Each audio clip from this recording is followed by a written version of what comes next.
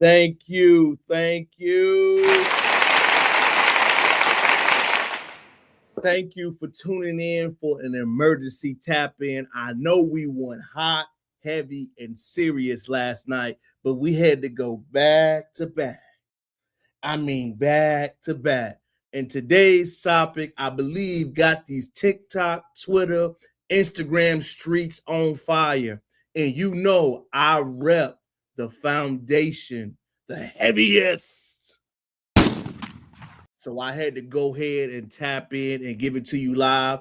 Today's subject is foundational Black American men addressing the trauma, the disrespect, the emotional burden, and the problems we face. But we could talk about it on how we face it, but we're also going to talk about how do we do it in a respectful manner. If you are new here, thank you for tapping in with me. I'm your host, King Crowder. Comment, like, and subscribe to the channel. Share the live, share the live, share the live. Let me start it off hot and heavy, ladies and gentlemen. It's a podcast going on around the world of, if you do not know, Clifton Powell and a younger male. And the issue that was talked about is the subject of women, Black women in particular. When talking about this subject, feelings got involved, emotions ran high, energy felt strong, but the subject matter in stand that kept being talked about was Black women. You know, represent my sisters to the fullest. Love y'all dearly. You know that. Daughters, nieces, cousins, sisters, mamas, girlfriend, wives. I'm all for Black love. But the one thing that was very interesting to me on that show is that we have to debunk the narrative on a lot of things. What do you mean, King Carter, debunk the narrative? Let me start off hot. You do not trust Black women. You do not believe Black women. You don't have to believe all of them. You don't believe all Black men.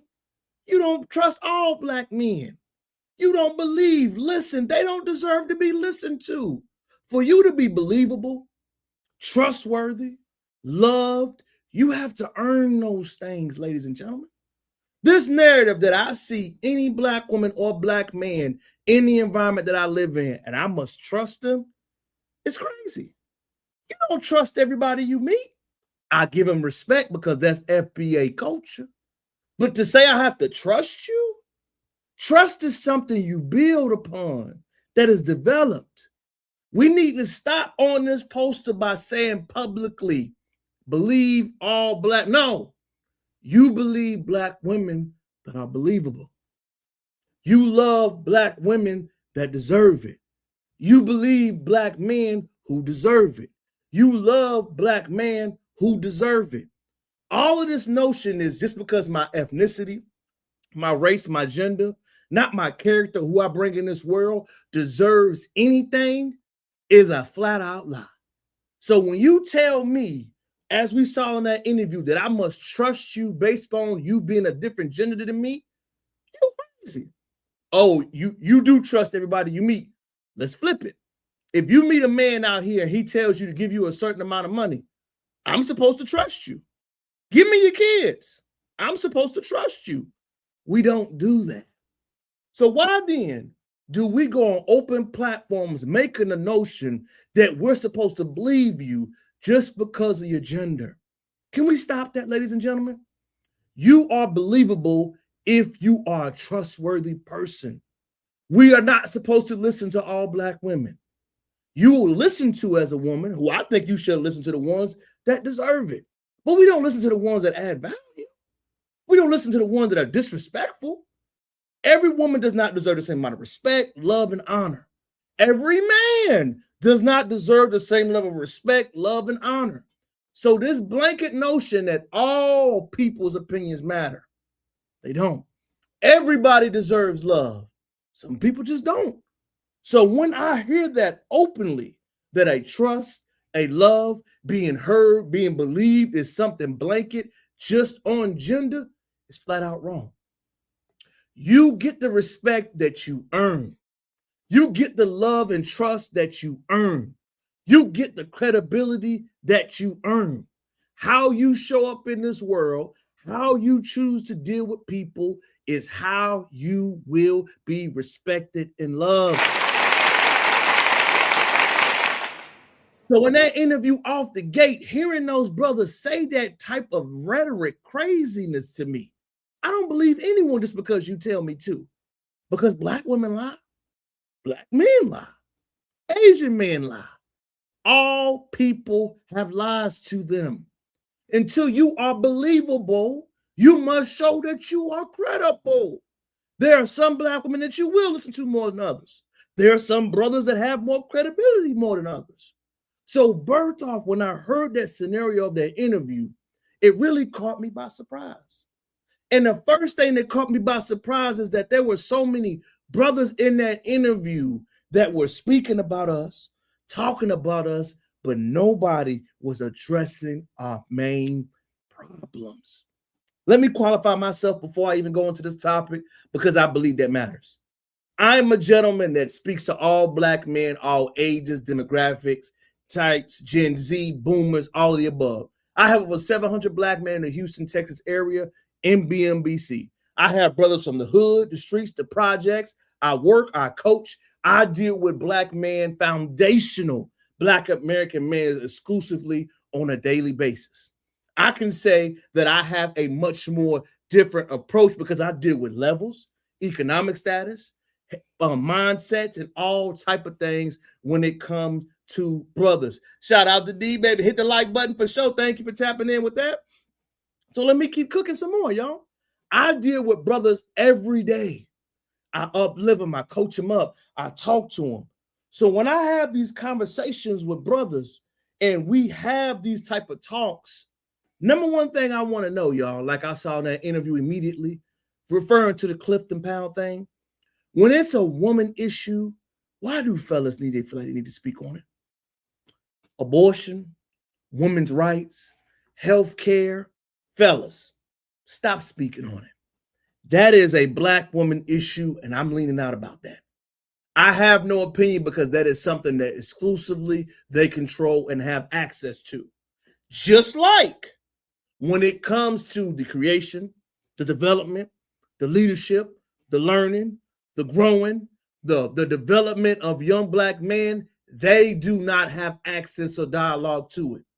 So many men in that interview were maintained. The great Shahrazad Ali has a quote, ladies and gentlemen. Some of us are taught to maintain a child, not raise it. A lot of us were in homes where we were maintained: food, shelter, somewhere to eat, lights, and clothing. A lot of us were not raised. A lot of the men that you saw in that interview gave you a lot of things that showed me they were all maintained. I didn't hear any things about the development that black boys need. I didn't hear about mate selection, how to choose a girlfriend, how to date.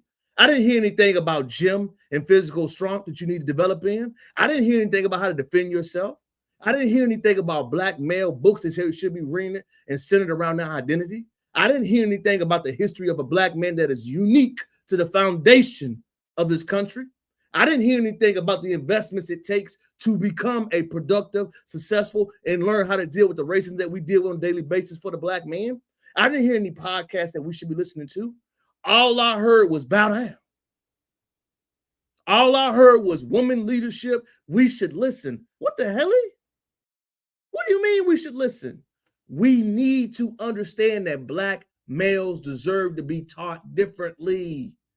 All those black men on screen that was talking and giving their perspective and saying a whole lot of things, none of y'all was speaking to the development of FBA men. A man is not a man until he is 30 years old. We don't understand that there's multiple levels of tiers for you to become a man. So when you make this rhetoric about men should be accountable, how can you be accountable when you're not even a man yet? We're not talking about the development piece. We're not talking about the educational piece. We're not talking about the traveling piece. We're not talking about the isolation piece. We're just talking about men bad. Black men bad. Black men do wrong. You are always bad. Not that it's a two-way street. Not that mate selection and family orientation should be something of the solution that we all focus on. I watched that whole entire interview and not once did I hear Black families being brought up. You hear woman agenda, but you don't hear families. You don't hear the position of Black children. You don't hear anybody saying right now, what's the state of the union for Black children? That's the priority, in my opinion. Mate, relationships, families, all of that should have been went into, we got to address that emotional issue. Therapy will not cure what you do not address. Men have therapy differently. Men handle conflict differently. Men talk about ways to heal differently. And the one thing I learned about that was differently immediately as I watched that interview, and this is just me talking. I don't know the background exclusively of the gentleman, but I know when Clifton Powell, an elder, was speaking, not once did they say, yes, sir. Not once did they say, thank you, sir. Not once was he respected as the elder in the room. And as a Black American male grown up in the foundation, that is something that is embedded in you. It is embedded in you to be respectful of your elders. It is embedded in you to be mannerable to your elders. I didn't say be submissive. I didn't say not ask questions. I said to respect your elders, to say yes, sir, to allow that man to get the floor when he's talking, not to get hostile. You don't get no cool points for yelling at an elderly man, claiming that you might put your hands on him. You don't get no cool points being disrespectful and saying where you from. You don't get no cool points for that. You don't. You don't get no cool points for doing any of that type of stuff, man. And I want you to see it. Remember, when you watch things, ladies and gentlemen, you watch it for the vocal, you watch it for the variety, and you also watch to see in real time the body language. This is the Golden Ground interview. If you haven't seen it, heard across the world. Clifton Powell is an elderly gentleman, 60-something years old, having a passionate discussion among other brothers. Remember, y'all, in the men world, you are judged by your accomplishments, your emotional intelligence, and how do you handle conflict. I want to break it down piece by piece so you can hear the subject. Come on, but go ahead. The one thing that I just want to talk about in Luke, make sure I say the name right, crop this part out. Okay, what Luke brought up was like accountability. Like, yes, we can talk about, what our families did to us. I want to know, how can you be accountable of other men? How can I be accountable speaking on what other men choose to do in this world? We don't ask women to show up and do the same. This is a disingenuous question, ladies and gentlemen. Remember, this brother's going in saying, I have to be accountable for Raekwon down the street. Not that I know Raekwon, but I, as a Black man, am responsible for every single crash out, dummy, and things that do things in this country. Crazy. All this, all that, but eventually, and I know why people try to say this, and I really don't like that, but eventually comes a point where you have to decide, how do I want to live my life? I ain't talked to my daddy in 6 years. I don't give a That ain't something to be proud of right there, bro. As a Black American man, to say you don't talk to your parent in a long amount of time, I'm not saying that you should. I don't know your story or your legacy, but I'm saying as a healthy person, remember, nobody will ever be healed, but you're going to be as healthy as you possibly can. That ain't a flex, bro. Your father's the first resemblance of who you are as a man, good, bad, or indifferent. That's your first resemblance. And to go on a national TV interview and say, I ain't talked to him in 6 years and say it like it was a flex. Respect is always given, brother. Remember, I'm not saying ultimate respect, but I'm saying respect is given to anybody. Anybody. I completely disagree with you. Respect is given to anybody. Trust is earned. fuck about what my family has gone through. I know where I will go. So it's like, you can only say that for so long. Black women are tired and, kind of like. We don't care if they're tired, brother. Black men are tired. Why are you so empathetic towards the other person? Why are you so hostile? Do y'all not feel a change in energy? I do. putting onto them like, hey, like, you didn't do this entirely, because everybody in here, several people have talked about, like, you know, going to counseling. Have that upon yourself. Stop waiting for a woman to tell you what you need to do. Take that upon yourself. Let me address that real quickly. For me, I didn't know fucking how to Can I say one more thing? No, I have to say this, because another thing that happens is, too, you live your life for so long, and I'm not meaning no disrespect by this. Right, just say it, bro. But when you hit your 60s and your 70s, I want to be right. Okay, but I want to live my life right. I want someone. So when you get older age and you learn that you made mistakes around the way, it's wrong if you unlearn what you did. I'm not justifying all what parents are saying, but I want you to catch that for a second. He is saying, and I quote, when you get to an elder age, you want to be right. So I want to right my wrongs. That's wrong. Maybe I should keep going the same direction that's bad. Is that what you're saying the solution is? As a man in a man world, you have to be solution-based. That gentleman's energy, that gentleman's tenacity, focus points, how he responded, let me know something else was there. Just my opinion. To take care of me and protect me. And that's what a lot of women have issues with. I'm living it right the fuck now. As I said, I said 60s. Did you catch that? Did you catch it? Let me play it back right quick. Catch it. I said 60s. Did you catch that?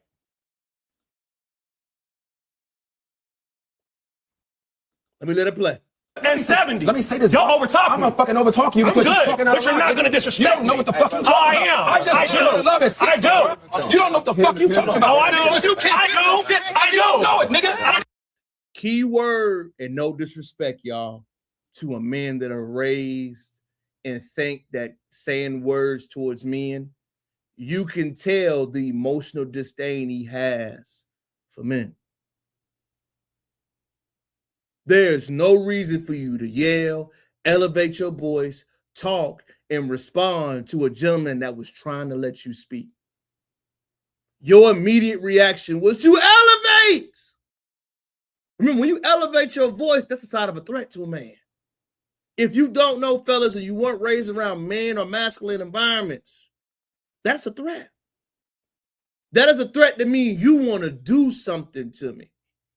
And unless you're ready to shake the room, have a fair one, put your hands up, throw a square, I would advise you to watch your tone.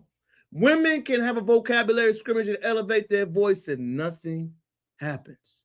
In the man world, you elevate your voice, what's happening? That's what that means. I'm good.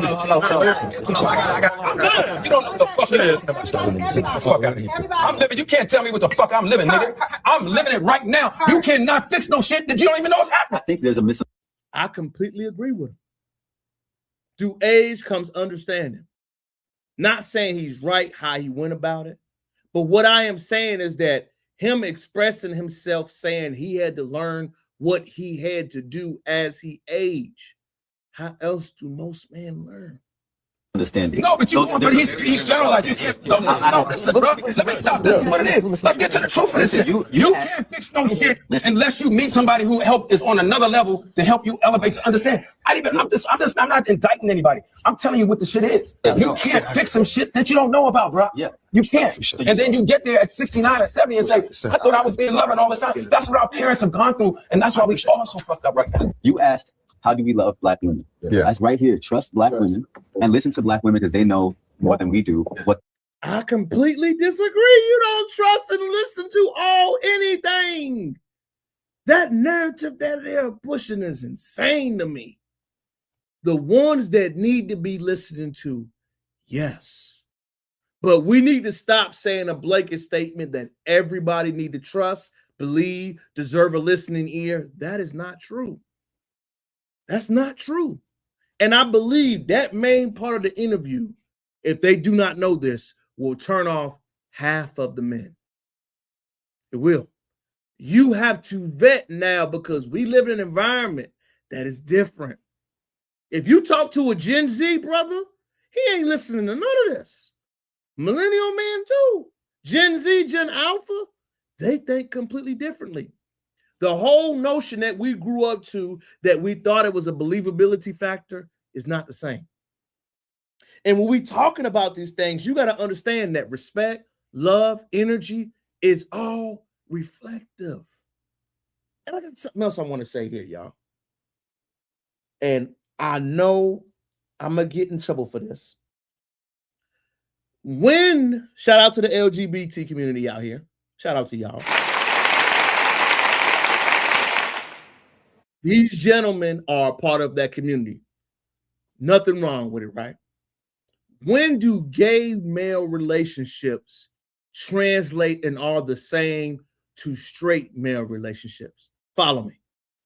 Your relationship with women is completely different than mine will ever be.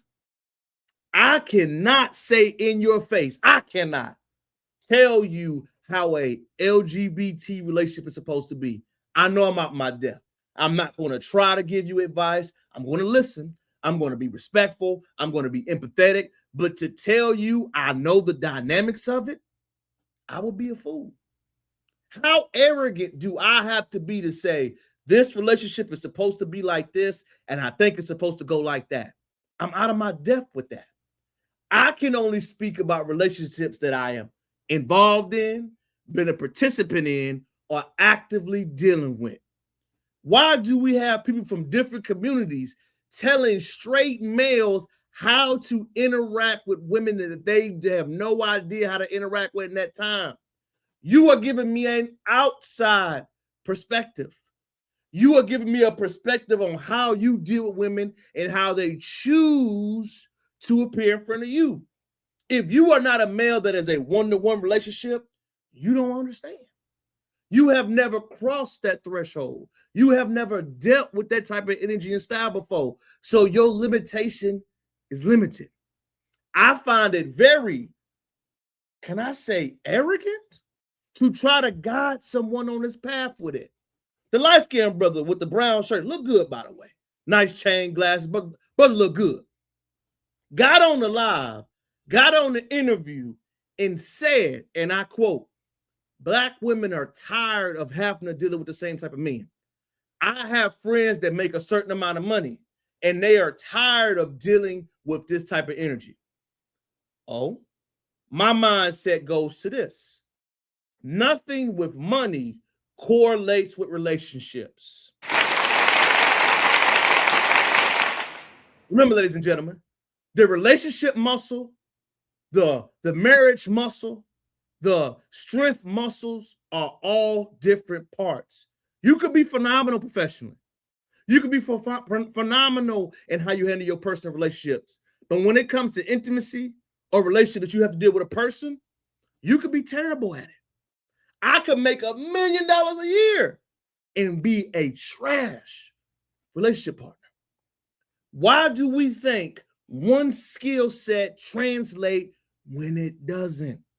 Relationship muscles, relationship skill sets are only developed through sets, through workouts, through muscles, through constant pressure, through experiencing it. If you have never had those long-term relationship muscles, you don't have any. And for a brother to be around somebody else and hear them say that and not give them the same accountability, you are doing them a disservice. Just like they are doing you a disservice to try to elaborate and explain to you how they feel and honestly have an emotional attachment to how Black men show up in emotional relationships. What are you saying, Aldous King Crowder? You're talking a long time. What I am saying is that, brothers, you are out of your depth. You don't know what the hell you're talking about. Your advice is null and void. No foundational Black American male will listen to you because you sound biased. Every male that's in this country right now that's on the dating scene always tells me the same thing. It's transactional. It's about money. It's about this. I get disrespected. I don't get the amount of respect that I want. Remember, women want unconditional love. Men need unconditional respect. If you ask the woman, how do you unconditionally respect your man? And they can't name it, that means you don't love him. But when we having these conversations, y'all fellas don't never touch on that. We hear one-sided arguments. And all I heard from this was black men are wrong. We have our flaws, ladies and gentlemen. I'm not going to be arrogant enough to say that. We have our issues. We have our problems. We have things that you want to hear and listen to. Insane, but like you said, they insane to you, brother. I agree. But they don't understand, or nor do we have a discourse that we got to push back on these things. What I am here to do, y'all, is just to provide the balance and the context. I represent the Foundation brothers. I love my dogs. I represent y'all, and I am not afraid to have an uncomfortable conversation about what we're talking about. But this interview did a terrible job representing that. We love our sisters, man. There is no such thing as brothers that don't love black women, man. Get up out of here. Not only do most of us love us, they marry us, they believe in us, and they support us. And as I've seen brothers in that round table, the number one thing I want to ask to all of them, if you believe black women, why you ain't marrying one? Don't tell me you believe black women, you support black women if you ain't got one lady that you building with. Qualifications are null and void, and I'm not Umar. Gifts. I'm not Umar. But what I am saying is I understand that notion that he got at. Don't give me the fairy tale likeness that you are like this, but you ain't living it. Like the Migos said, you got to walk it like you talk it. You got to walk it like you talk it. And if you're not walking that line, if you're not living your lyrics, if you're not on the field, on that pavement, getting it in, don't lecture me. Don't tell me what black man and what brothers should be going through and what you should be doing, because you don't know. First-hand research means in the field.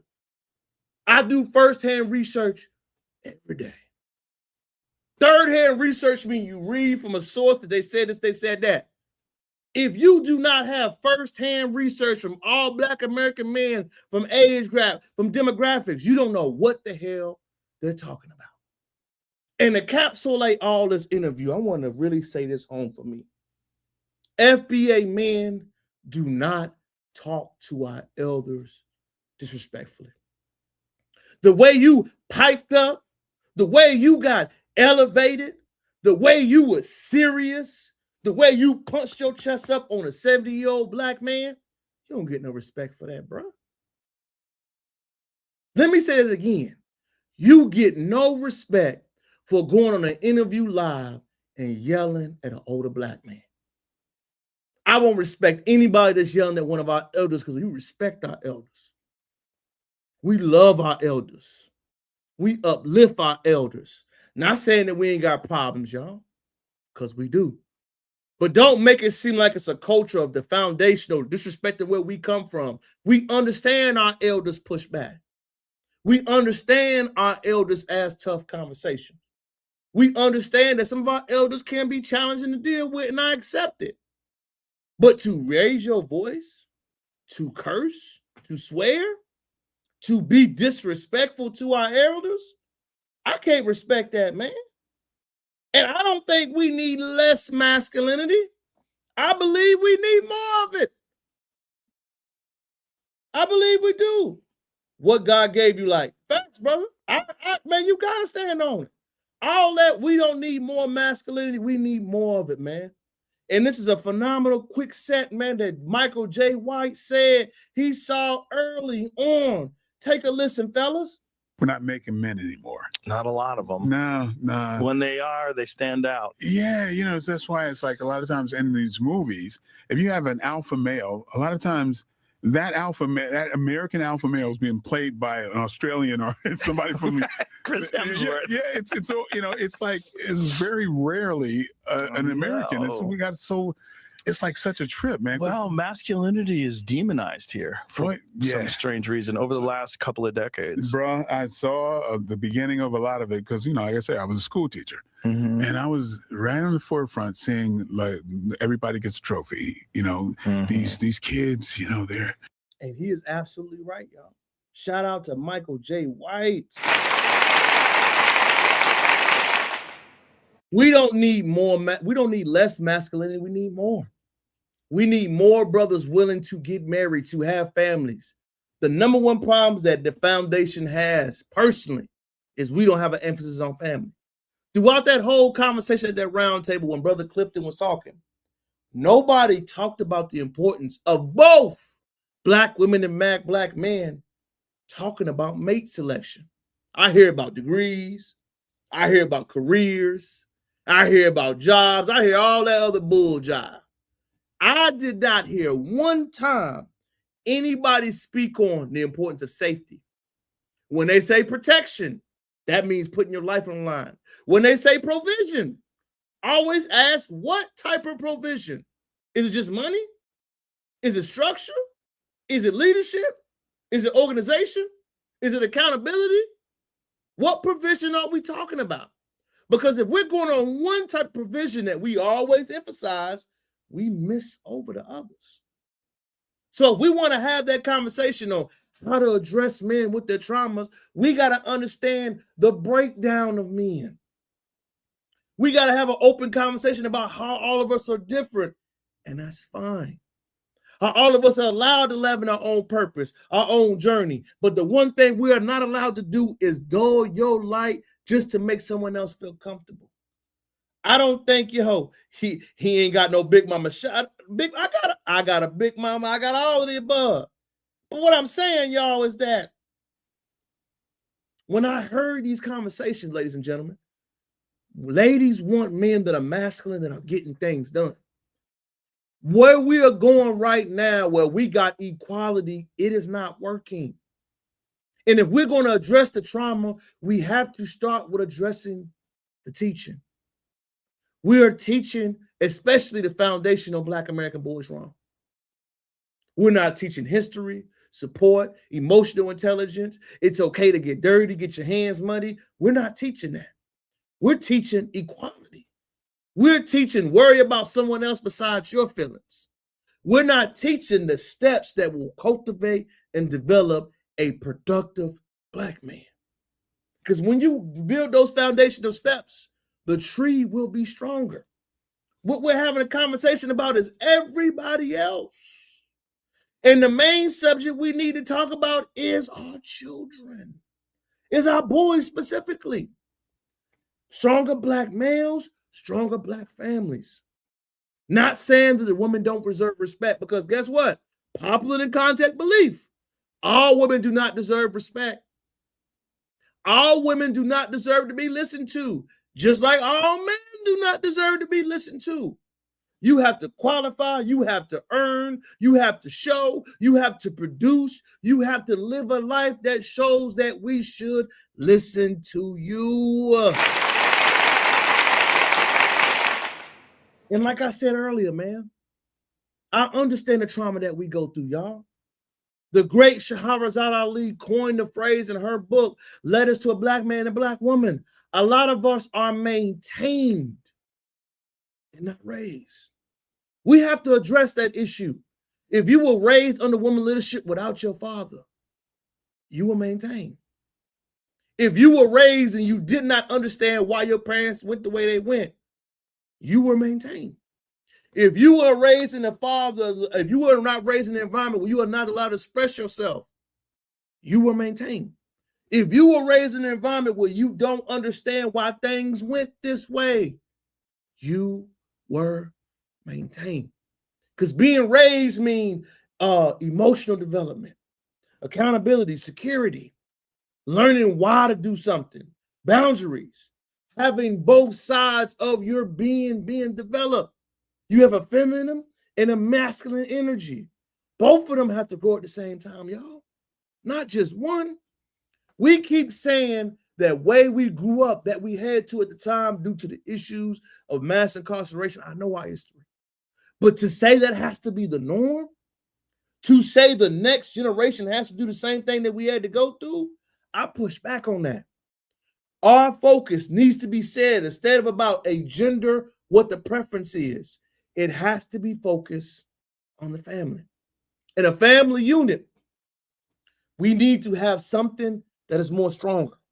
Because all these conversations, man, is literally about that same phrase. Who was maintained and who was being raised. There's a second part of this interview that hurt me and made me cringe, but I believe it is very important to watch. Fair use, you two. Fair use. And it's from the legacy of the Black Power movement. And I don't think you can get any closer to power than the person who birthed it. Right. Yes. The Black. You can't get any closer to power than making the right decision on setting your family up to a better legacy. The person that birthed it is an excellent thing, but the family using it, cultivating it, is the most power, not the one that gives the birth. The birth is the point of when life is produced. It's not how it was raised. Remember, everybody's conversations and subject is focused on how we are maintained. We need to get past the maintain stage and switch to how we thrive phase. Maintaining is good, right, y'all? That is something, the ground level, a base level that I all want us to be at. But I want us to push past the maintain, and I want us to understand how we continue to cultivate. Oh, the other guy. Oh, I'm sorry, Tanika Mitchell. For sure. I apologize. Shout out to you. Shout out to the sister. But as we were talking about more, y'all, I want y'all to pay attention to more. Black woman, right? Yes. A lot of the time, it's Black men that stand in the way of it, right? That get in the way of, what we're supposed to be empowering, what we're supposed to be collaborating with. And so when we're thinking about things like, Sister Song is steeped in reproductive justice. And when we talk about reproductive justice, I don't think we need to be having these conversations as men, y'all. It's just me. I believe all of these conversations should be led, cultivated, discussed, and having a discourse, and women make the decision on it, not men. When I hear fellas talking about reproductive health, I don't believe we're supposed to be in this space. Just like women are not supposed to be in the men validating and the men trauma space. I believe we have the spaces that we're supposed to be in, and mutually we should respect what they feel. I don't think we should be in charge of that. That's just my humble opinion. I think I'm going to continue to watch, but I think men that speak on women-related issues, you shouldn't do that. You shouldn't. It's the human right for bodily autonomy. Now, here's the thing. I get into all the academic terms and then I get confused. So we're going to get into it for real about what this means to us, what the human right to bodily autonomy, the human right to have kids, to not have kids, to parent kids in a healthy environment, to set up that environment, and what goes into that actually means to us. And I want to make sure that, the way we're talking about it, other people can understand it, because I know for a fact, if people came to me however many years ago and was like, hey, what you think about reproductive justice? I would have a very confused look on my face. I'm like, I don't know exactly what that means and how we engage with it. But everybody here comes from a different perspective, a different life, different experiences. And we want to bring that to this conversation. So I know that there's no way to get there without the empowerment of Black women and centering Black women in that power talk and that power. The best way to center Black women is allow Black women to speak on this related issue to talk about it. I agree with you on that, man. Just a lot of bloviate. I just don't get it why we're in that space talking about it. That's a Black woman issue, and I believe they deserve that right to talk about it exclusively for them. Just like we have that right to discuss exclusively with us, our problems and issues. Our struggle and that power strategy and that movement and our behavior. And what in y'all's eyes does that mean to you? Like, from y'all's experience, what's your... Let me pause it right there, y'all. Let me say something else. No man, this guy's steady on liberal ideology. That's a fact. Shout out to you on that. So let me give you a round of applause on that. This is the type of setup that makes believe inclusive and fully responsible for rational dynamics. Women are not having these conversations, showcasing this and trust Black men. Fended fact D. Fended. I think the main point for me, y'all, is all of this is disingenuous. All of you brothers are having this conversation and we're saying it's inclusive. We're talking about these things. But the point of brothers getting in a round table discussion to me would be to how to highlight, enhance, and build something for Black American children. The foundation of Black American boys should be the priority, not centering women. You don't center anyone else inside of your life. You center God. You center your purpose. You center your family. You do not center your partner. If you center your partner, fellas, I want you to pay attention to me. If you center your lady, you make her the center of your world instead of going out here being a productive male, she will not like you. Every lady will say to you in your face, they would much rather you center your purpose, center your focus.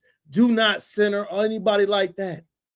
You are supposed to be driven, accomplishment, producing, trying to do things. You are giving bad information, bro. I don't want to teach to no young Black American man out here that it is smart to center a woman. It's not. It is smart to center your purpose, your goals, your dedication, your fitness, your spirituality, those type of components. You don't center anyone else, not even your children. I didn't say make them a priority, but center them in your life when you are raising them to leave is foolish. Of course you want to be productive. Of course you want to be active. Of course you want to be the best parent you are supposed to be. But you have to center everything that is about you on your path called journey of life. These brothers got on a live interview, live, gave opinions that they gave about, tried to shame other Black men, tried to discourage other Black men, tried to say disrespectful to other things to other Black men. But the one thing they didn't address early on was how we need to uplift and love each other.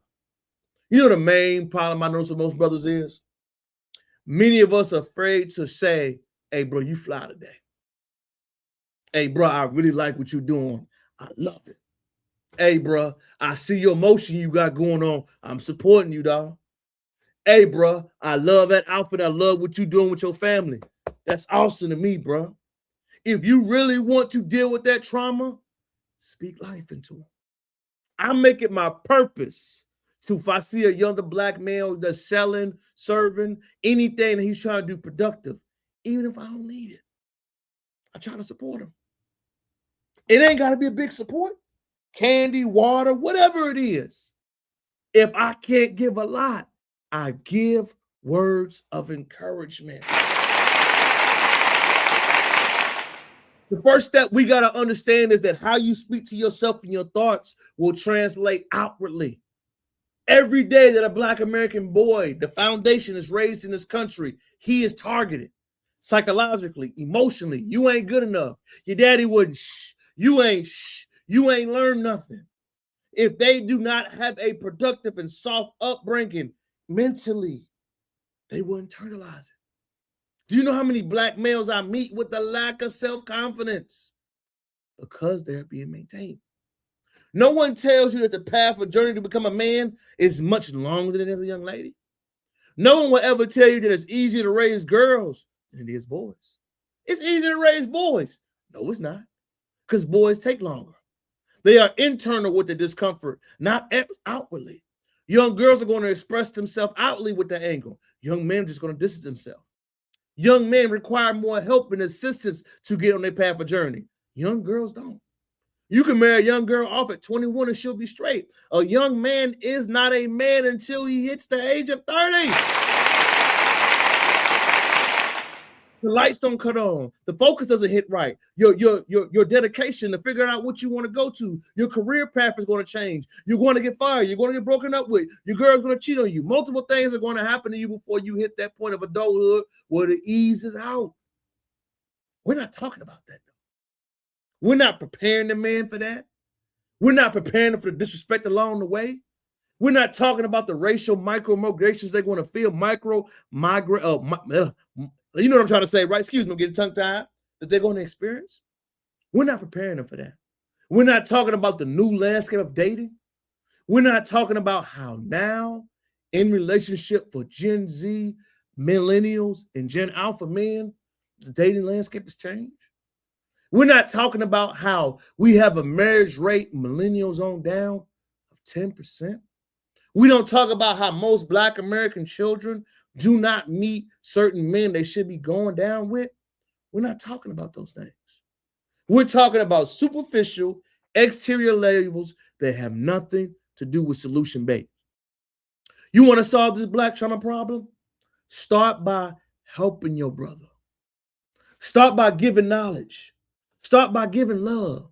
Start by extending your hand and offering to help. Not overextending, but giving an uplifting word. Start by being there to support without expecting nothing. From being raised in a small town to being in a big city, the one thing that big city Black American men have that we do not talk about is the lack of trust for each other. If you ever heard my story, I always like to say it. The first year of BMBC, I went out with about 40 brothers and went to brunch, right? Went to brunch. All of us ordered on the menu. Cheap place, right? $10 breakfast. You know what I'm saying, right? The waiter comes to me and says, hey, I can cut you a deal if you all put it on one check, pay the gratuity. The bill was about $360, right? FBA Black men. I didn't think nothing of it. Put it on one check, y'all. Y'all cash at me. The amount of men that were terrified to spend money and trust money with each other was shocking to me. The amount of people that were like, no, don't do that, man. Oh, no, bro. You gonna put your money on that? You trust other Black men? Yeah, $300. Man, I wouldn't do that. It shocked me. Coming from my town that I came from, there's always been a love of mutual love and respect with my brothers. I don't even think to question it. And something as trivial as $300 didn't stumble me. Oh, it's little money, man. If you don't pay me back, I ain't lost a friend, you lost me. It was a way for me to do that to make the process easier. Not only did I get my money back in full, I almost got double the amount. And you know what I learned through that experience right there? During the Great Migration movement, there were two Black man waves that we never discussed. The first was the Black male that stayed, my family, that stayed in the South, that stayed in the racist towns, that did not have the money to migrate. The amount of bravery that you had to fight through to own your land, keep your property, and go through what you had to go through. Then there was the other one who had to go through another form of bravery inside of a new city that was unknown to work at a plant, a factory, and other unknown places. We have done a good job, not great, a good job highlighting the Black American males that were affected during the Great Migration. But what we have not done on the other side is highlight those that stayed in those towns. I'm one. I'm the product of one of a Black American male that stayed in his original freedom town. And as the product of one that stayed in his town, that recently left less than 5 years ago, migrated out to the bigger cities that associate with the kind of people that I grew up with, I learned immediately that the trust factor is different. And the trust factor is different because of previous things that have happened in our lifetime. We know about the crack epidemic. We know about the scamming and all that else. But what I learned was the sense of community, love, trust. It's not there. Once you move from the Great Migration movement, you were more isolated. That feeling of where your mama from, where your daddy stay, where you go to school, where was your mama raised? Those questions that I normally got are normal. I notice when you're in a city like Houston and you ask those questions, people look at you kind of crazy. They ask you, why are you pressing me like that?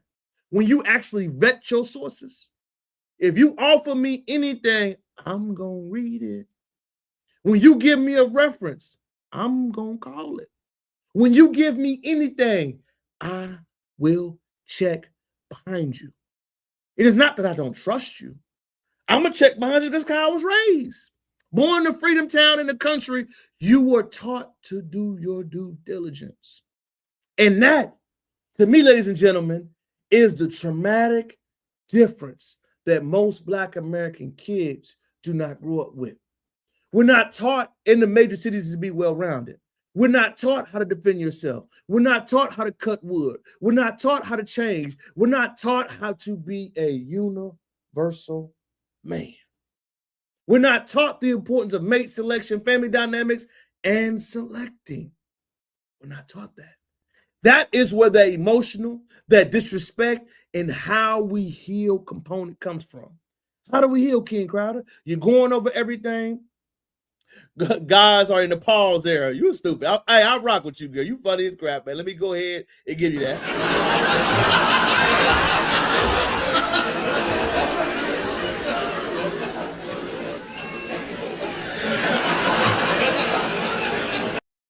And as we continue to grind on that, y'all, how do we heal, King Crowder? Number one, man need to own, dictate, control, and say what a male-centered conversation is about. I don't want to into a male conversation talking about what Black women need and what they do. I don't care about your feelings. I care about your thoughts. I care about how you going to heal and how you'll get the respect with yourself. If we're going to talk about how do we move forward as Black American men, we have to acknowledge the differences. We have to acknowledge where we are in society. We have to acknowledge the current state of everything. The first step in reconciliation is to have the conflict. We must have them issues about who can speak for us. We must have those battles about who can talk for us. And after we address it, we put everything on the table, then we can build. Men operate through a place of brutal force early. After the force has happened, then we listen. And remember, we need to listen to the youth's idea, not the elderly. We need to learn what they need, not what I need. Once we reinvest our resources, once we replant our seeds, that's where we start. Once we develop a more of a stronger foundation and we focused on more on how they are raised with love, raised with understanding, raised with transparency, raised with things that will help them out as they go into their next life family, then we will start the healing process. And remember, being healthy as you possibly can is the goal. You will never, ever be 100% healthy. But what you can do is be 100% the best version of your healthy self, not healed. You will never be healed and whole like you once were before life changed you. Shout out to D, baby. What you strive to do is to be the best version of yourself in this phase of life. And being the best version of yourself in this phase of life is to acknowledge your shortcomings, is to acknowledge what you struggle with, and it is to make adjustments when it is needed. The trauma that we face, I'm not saying it's okay, but what I'm saying, it is there. We have to learn how to manage it, how to cultivate around it, how to talk through it, and most importantly, we have to invest in our young men so they know what to follow and what to go through. We must start with the history. We must emphasize ethnic pride. We must emphasize building a culture of what you're supposed to work on to keep themselves busy and not seeking on partnership early on, because they will continue to get your feelings hurt. And after we prioritize purpose, planning, and structure, then we go into the mate selection, the going into the mind, the new body. That is how we heal from our traumatic moments. Not centering women, not Black women lives matter. No, focus on you first, King. And when you focus on you first and you get you right, then you can go inside this world and possibly, honorably, work hard to get a partner to go through this path of life with. But like I said earlier in this podcast, I don't trust Black women. I don't trust Black women. I don't trust Black men. I don't think all Black men deserve to be heard. I don't think all Black women deserve to be heard. It is your responsibility to earn to be heard. It is your responsibility to earn trust. What can we learn from tonight's podcast, King Crowder? I want you to learn that trauma is a buzzword, but building and working past it is the best way we could be. Clifton Powell is an elderly man who tried his best. He wasn't perfect, but I loved how he expressed the love for his lady and how he overcame it. That is the place that I want all of the foundational Black American men to get into. And it may take time. It may take patience, but give yourself the grace and do not judge yourself as harshly, and make sure you learn from your mistakes. Trust me, the ladies will always be there. The dating will always be there. The money will always be there. The schooling will always be there. But you, your mental health, your wealth, your body, your effort, your energy, your love, your compassion, you only get one chance in life to experience and development. And remember, the worst thing a man could ever do is have a bad partner or relationship. Bad relationships have killed more man's confidence and egos than any amount of things that's ever been discussed. So now we're moving forward. We heal, we work, and we stay on code with our certain conversations. I want to thank everybody for tapping in with me as we went back to back. Hey, as we went back to back. I had to tap in for another edition of Live on Thursday. My first time ever doing a Thursday, y'all. But this subject has been so viral on my TL, I needed to give my opinion about it. The next time you will hear from me, because I'm going to try to enjoy my busy weekend, is live on Sunday. I will have more of my political discourse topics. I will have something serious and organized that we normally talk about. I want to thank all my people that tapped in with me tonight. Comment, like, share the live. Tell me where you're from. Check on your people. Call and check on your strong fans. As we close tonight's evening, I hope you learn that Black men are in the process of healing. I hope you learn that just like you have your struggles, most brothers experience and go through the same thing. What I want you to take away from me, thank you, love. I appreciate you. I appreciate you. I wanted to go hard on it. Is that I wanted to express and talk about why this is important, man. Hopefully, other people get the meaning of why I went live tonight. Hopefully, they really, really understand why it's important. I do. Make sure, share the information, share the love. Thank you. I didn't get to go on my man. Hold on, let me go ahead and start it out the live, y'all. I actually got another cash app for one of my people. Man, listen, I don't think his name. I don't want to get it wrong, brother. Hold on, let me look at the name. $1 or $2 for name. I'm sorry, brother. Thank you. Also, shout out to the other subscriber that hit my registry, man. I appreciate you. Baby Crowder is on the way for my loyal subscriber Crowder game, along with trade and other things that we got going on. I will be having more details to you about most of the other things we got going on. Make sure you stay in tune for this week. Hey, call your mama, call your daddy, call your brother, call your uncle, call your cousins, call all the Black man in your family. Until next time, love you.